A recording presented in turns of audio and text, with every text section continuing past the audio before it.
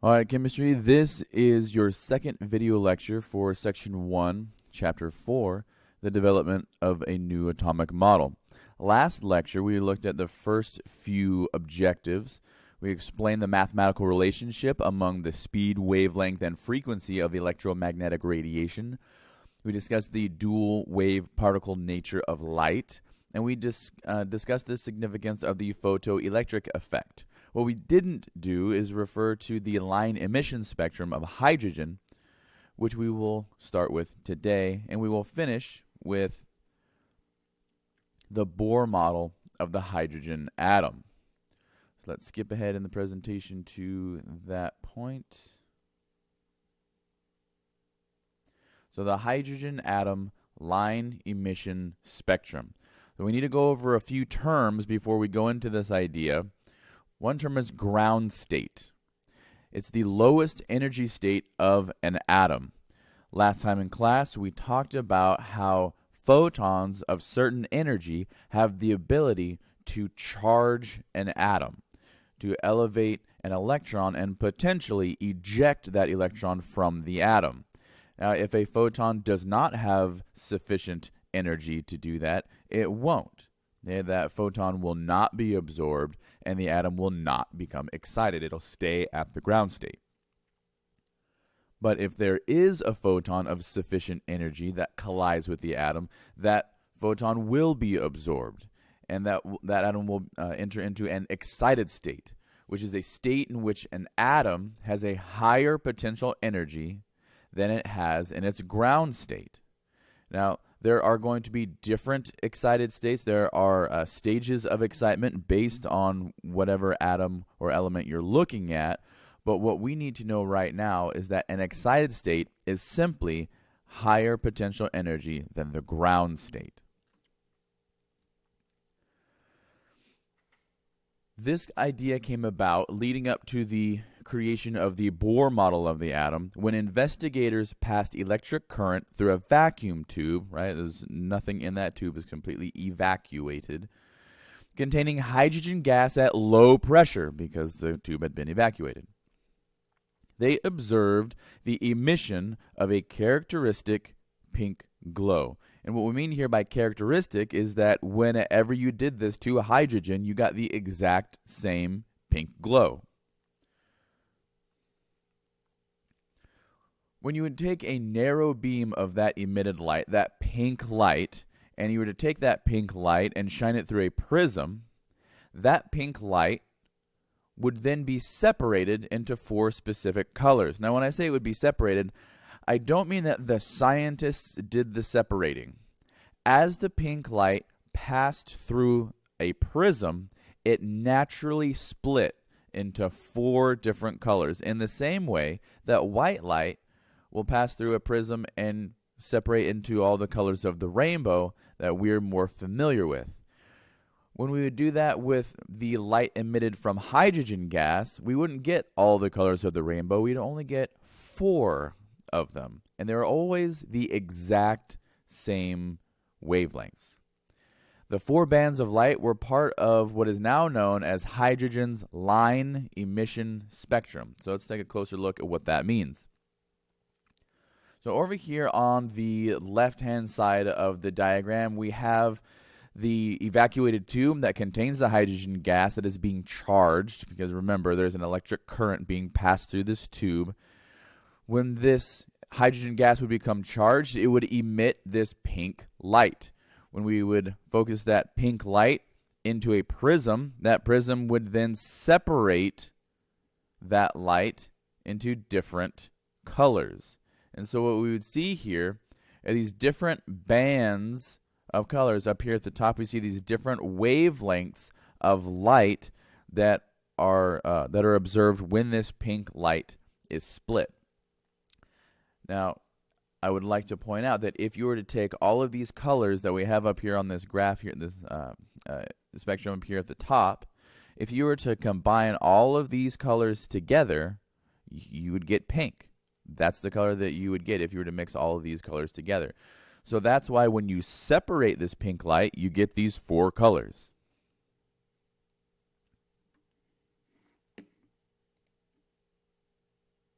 Electrons in atoms can only have certain amounts of energy. Here we see several of the possible energy levels of a hydrogen atom. Suppose an excited atom of hydrogen has an electron at energy level 6. There is a probability that the electron will emit energy and jump back to a lower energy level. It could do so only by giving off energy equal to the energy difference between the two levels. If the electron makes a transition from energy level 6 to energy level 2, it emits the energy in the form of a photon of violet light. A transition from the 5th level to the 2nd yields a photon of blue light. From the 4th to the 2nd, a photon of blue-green light is emitted. A transition from level 3 to level 2 yields a photon of red light. Transitions that end in level 3 or higher produce infrared light. Transitions that end at level 1 produce ultraviolet light. The hydrogen spectrum is given by these 4 transitions to level 2. Out of the many wavelengths emitted, only those shown here are visible. The reverse process is also possible. If a bright white light is shown through a sample of unexcited hydrogen, photons can be captured by the electron in hydrogen if their energy corresponds to an allowed transition in the hydrogen atom. The result is an absorption spectrum. It has black lines that indicate that the gas has absorbed photons that have energies corresponding to the wavelengths of the bright lines of the emission spectrum of hydrogen. Each element has unique emission and absorption spectra. Here, the emission spectra of mercury and helium are shown with that of hydrogen for comparison.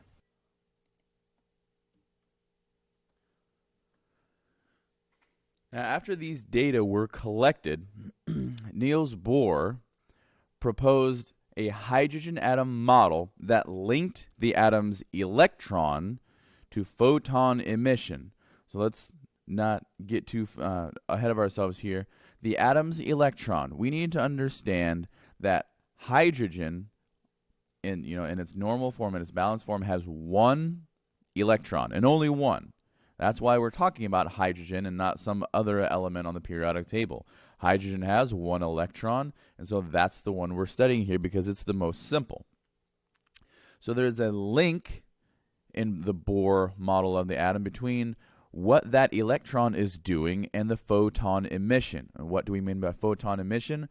But the colors that are being emitted by the hydrogen gas once it's excited. There's a connection between those colors, those 4 colors that the pink light gets separated into, and hydrogen's electron. That's what Bohr was trying to explain by creating his model. So according to this model, the only way that you can get that characteristic pink light every time, and it's always split into 4 different wavelengths, is that the electron of hydrogen can only circle the nucleus in allowed paths or orbits, meaning it can't be anywhere. That electron cannot inhabit any location except for these 4 different paths. And as that electron moves from one of those 4 paths down to the ground state, it's losing energy, right? It's falling down. It's losing potential energy. That energy is being emitted because it's being lost. It's simply leaving. It is emitted as a photon of light. Now, because there are only 4 different locations the electron can inhabit, there are only 4 different energy levels or energy of photons that can be emitted when the electron moves down to the ground state. The energy of the electron is higher when the electron is in orbits that are successively further from the nucleus.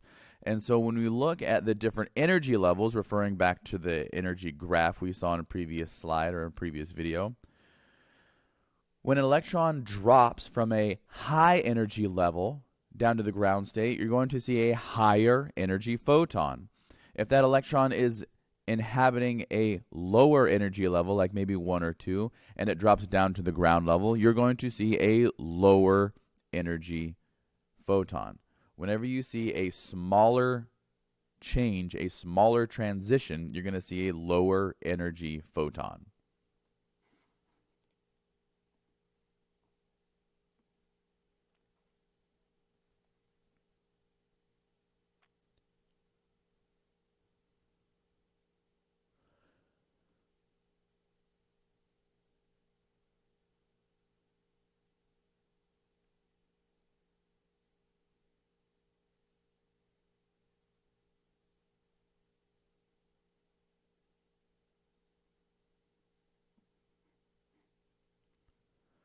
Now I'm going to play that again because I wanted you to see the motion that's happening on this simulator.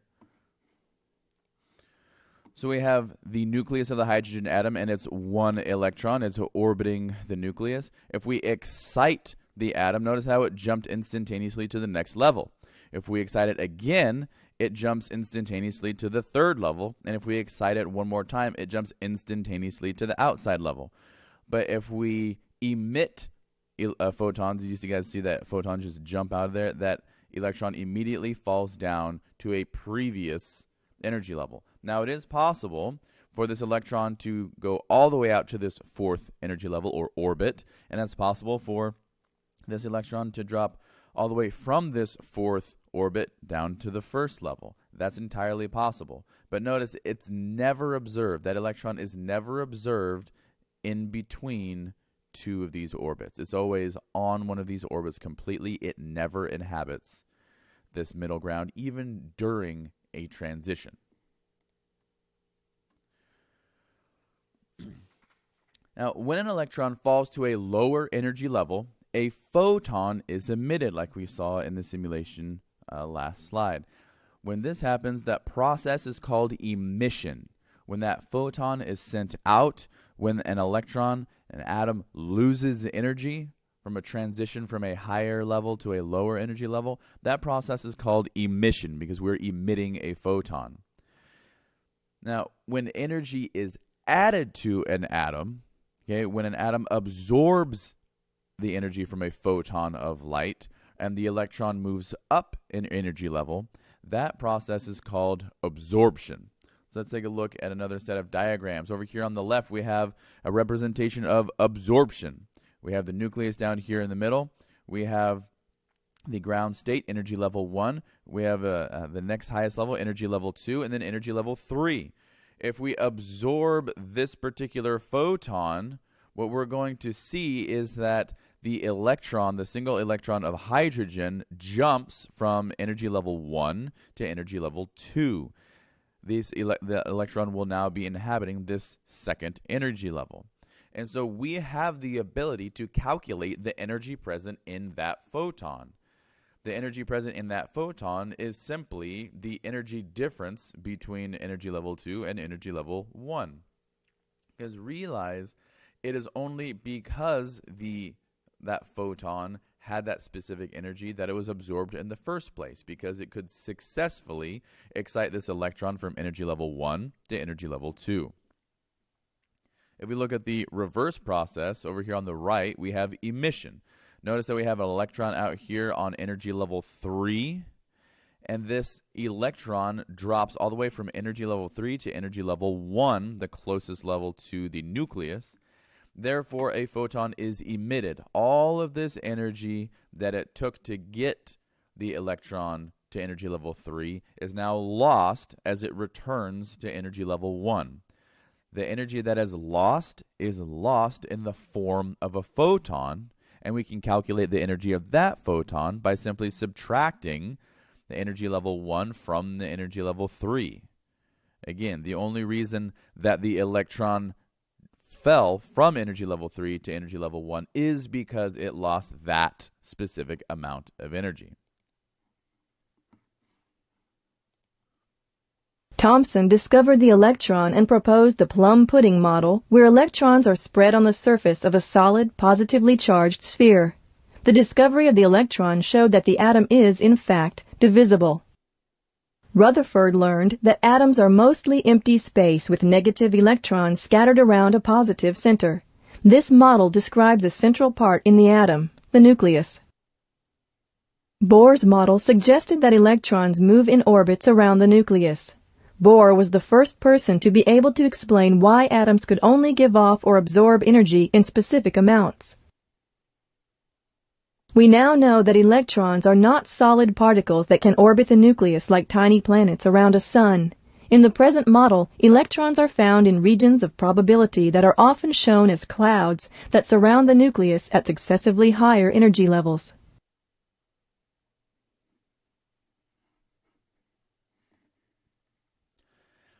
And that is where we're going to leave it for this section. Now, there are some difficult concepts in this section, I understand, but like we talked about last time in class, you don't have to understand the concepts to carry out the calculations, but the calculations will assist you in understanding the concepts.